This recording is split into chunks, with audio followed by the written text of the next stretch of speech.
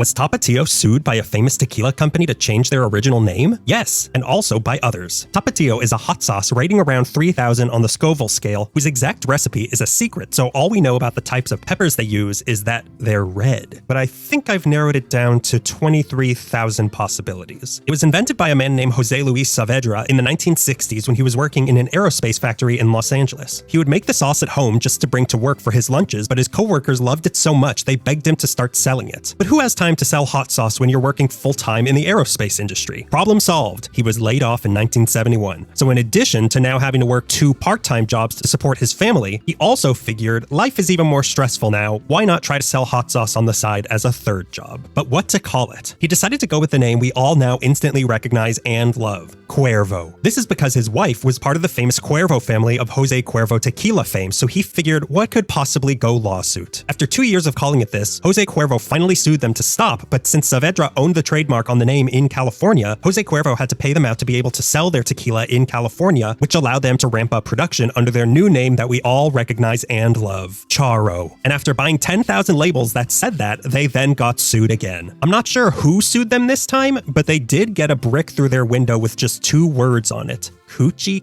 Coochie? This time, Saavedra, who was from Mexico City, decided to change the name in 1977 to honor his kids who were born in Guadalajara and calling it what people from Guadalajara are traditionally known as Tapatio. Finally, a public domain enough name nobody could possibly sue them for using, except Del Monte Foods, who felt it was too similar to their own line of products, Patio. This time, Saavedra took the matter to court and actually won the right to keep the name Tapatio, scaring off the next company trying to sue them for infringing on their line of Patio furniture. My review? This stuff is undeniable, but I was trying to figure out why, and I think it's because the flavor itself is actually kinda mild. It's hot, but not too hot, and leans more into tangy, which is why I feel it goes well with so many things. On its own, it really is just okay, but it adds a lot to whatever it's put on. So while I don't think this goes with every type of food, its greatness is undeniable. So my rating out of 5 peppers is 3.75.